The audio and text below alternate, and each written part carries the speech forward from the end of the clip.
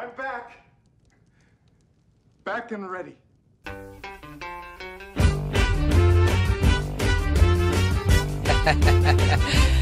Yeah, my man. All right.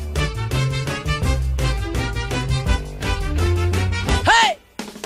Bonjour à toutes et à tous, ou bonsoir, cela dépend complètement de quand est-ce que vous regardez cette vidéo. Et oui, je suis de retour, non pas pour vous jouer un mauvais tour, mais bel et bien de retour sur la chaîne des productions d'Elias, pour pouvoir vous apporter du contenu qui j'espère sera de qualité et sera à la hauteur de vos attentes, contenu que j'essaierai néanmoins d'apporter en m'adaptant à mon emploi du temps, sachant que je vais bientôt rentrer en dernière année de licence. En effet, comme je l'avais déjà expliqué dans ma vidéo d'annonce que j'avais postée il y a des mois de cela, j'avais expliqué le pourquoi du comment sur le rythme assez inégal des vidéos qui allaient sur la chaîne. J'avais notamment expliqué que de par mon statut d'étudiant, je n'ai pas forcément tout le temps que je souhaite avoir pour pouvoir mettre beaucoup de vidéos sur ma chaîne et beaucoup de contenu qui nécessite beaucoup de travail en parallèle, que ce soit au niveau de la réalisation et au niveau du montage. Alors, je dis pas que je vais vous faire à l'avenir du contenu bâclé, facile, rapide à faire, voire putaclic, certainement pas, mais je vais néanmoins faire mon possible pour essayer d'entretenir le plus régulièrement possible la chaîne YouTube, ce pendant mes études et pendant éventuellement le quelconque travail que je pourrais avoir cette année. Croix de bois, croix de fer, on va voir ce qu'on peut faire. Voilà. Mais je suis de retour. Et pas les mains vides.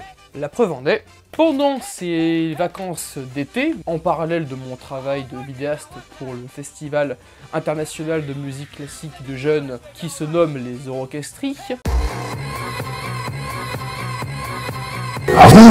d'écrire quelques critiques et quelques chroniques, que voici ici, là voilà, tout ça c'est ce que j'écris pendant les vacances, mais j'ai aussi pris le temps de planifier les quelques prochains Cinélias.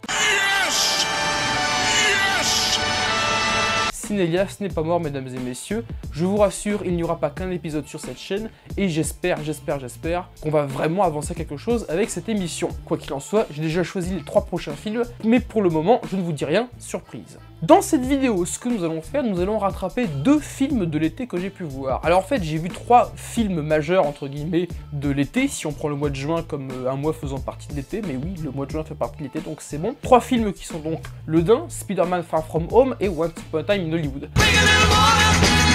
Alors quand je dis films phares de l'été, je dis pas que ce sont les meilleurs films de l'été, il y a que Once Upon a Time in Hollywood, spoiler, c'est une tuerie. Ce que je veux dire par là, c'est que ce sont les films que j'ai pu voir à ce moment-là et qui ont le plus suscité mon attention, tant par leur qualité que par leurs défauts. Commençons donc par le premier film que j'ai vu cet été, qui est sorti le 19 juin 2019, Le Dain, le nouveau film réalisé par Quentin Dupieux.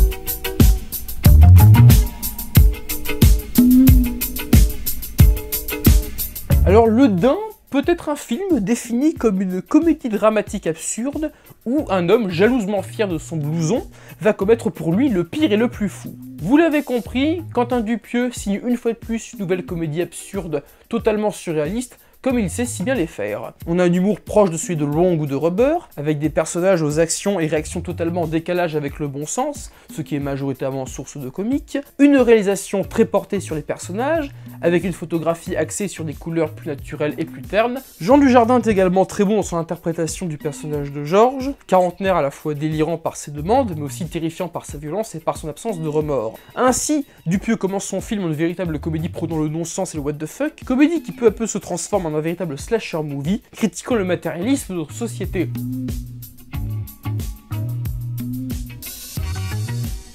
Matérialisme évidemment symbolisé par le blouson indien que porte Georges, reflet des psychoses de son détenteur, et par extension de notre attachement aux richesses matérielles. Et certains morceaux de la bande originale contribuent à entretenir le climat oppressant et étrange insufflé par le film. Mais en parallèle à cela, Le Dain présente des personnages de cinéastes amateurs. En effet, Georges se voit contraint par sa situation dans le film de devenir un cinéaste, comme il le dit, avec pour seul outil de travail un caméscope, et qui embarquera dans son entreprise surréaliste le personnage joué par Adèle Haenel, Denise, actrice qui immortalisera avec une fascination morbide les faits et gestes de Georges, même les plus sordides. Peut-être que Dupieux veut également critiquer notre société voyeuriste, société abonnée à une violence banalisée par les médias. Et encore, j'ai sûrement loupé plein d'autres sens de lecture, Le Dain étant un film qui en 1h15 déborde de symboles et de pistes d'analyse différentes. Nous pouvons dire que Quentin Dupieux signe une nouvelle fois un véritable ovni cinématographique, comme il sait les faire.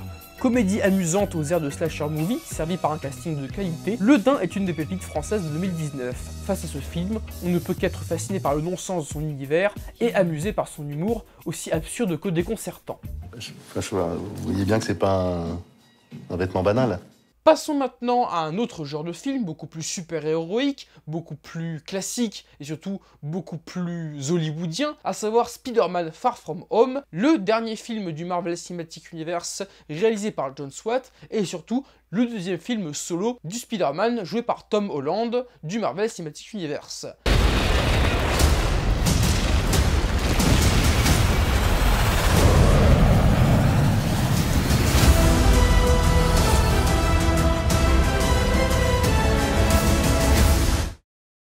Bon, pour vous résumer le pitch rapidement, bien que je pense que c'était assez clair dans les bandes annonces, notre jeune Peter Parker part en voyage scolaire autour de l'Europe avec sa classe, notamment avec son meilleur ami Ed, mais aussi avec sa crush Mary Jane MJ, jouée par Zendaya. Mais sur son chemin, il va croiser la route de Nick Fury qui va le charger d'une mission importante, s'occuper de phénomènes étranges, et il sera également accompagné par un certain Mysterio, joué par Jake Gyllenhaal. Qu'on résume directement l'avis sur le film, oui, c'est sympa, oui, c'est très sympa, oui, dans l'ensemble j'aime bien, ça passe, mais que c'est tellement banal. Avec une réalisation déjà fonctionnelle, filmant seulement ce qu'il faut filmer sans réelle ambition, même si on a, je vais pas vous le cacher, quelques beaux plans des villes visitées par Peter Parker, certes, servis par une photographie de qualité. Elle est pas incroyable non plus, mais elle est belle. Elle est belle. Mais même si les scènes d'action restent plaisantes à regarder, elles n'ont pas du tout la même ambition que les films précédents sur le tisseur. On est à des années-lumière de la réal de Sam Raimi ou encore des films Amazing qui, même s'ils avaient des défauts,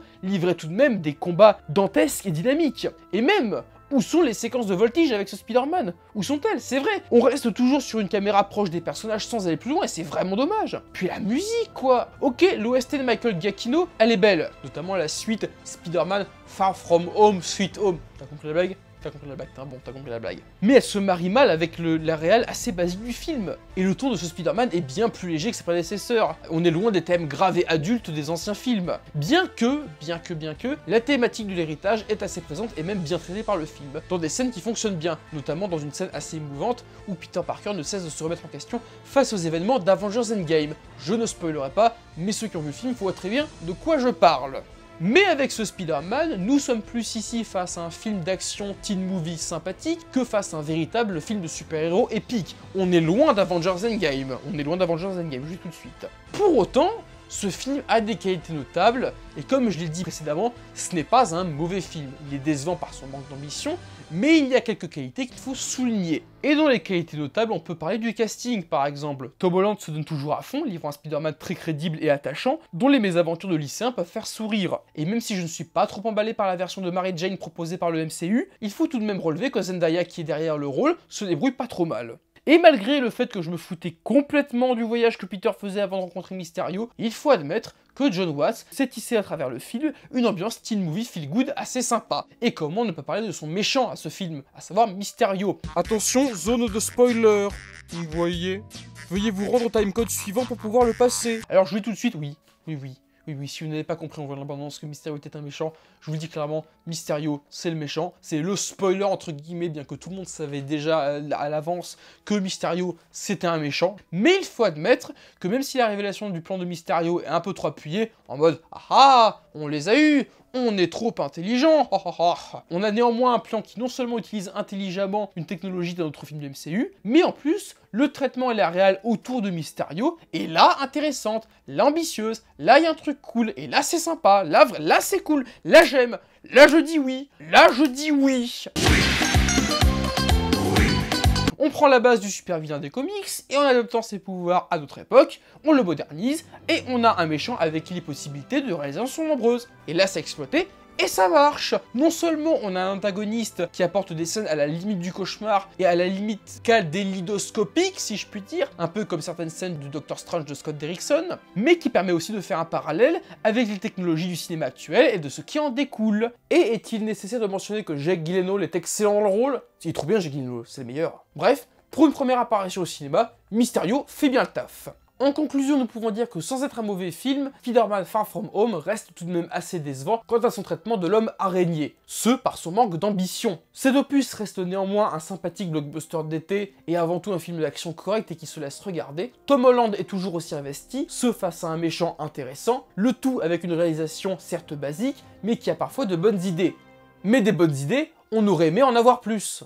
Et c'est la fin de cette vidéo, j'espère que cette critique vous aura intéressé. En attendant mes prochains projets qui sont toujours en cours de développement, de production, d'écriture et de montage, oui, comme je l'ai dit sur Facebook il n'y a pas longtemps, le rythme de la chaîne sera très incertain pour encore un petit bout de temps. Je vous invite à vous abonner à la chaîne, à lâcher un pouce bleu ou encore à commenter la vidéo si vous souhaitez me faire d'éventuels retours sur celle-ci ou sur toute autre chose liée à la chaîne. Et si vous êtes un saint ou une sainte, n'hésitez pas à partager la vidéo sur les réseaux sociaux. Allez, on se retrouve bientôt pour de prochaines vidéos et je vous dis salut!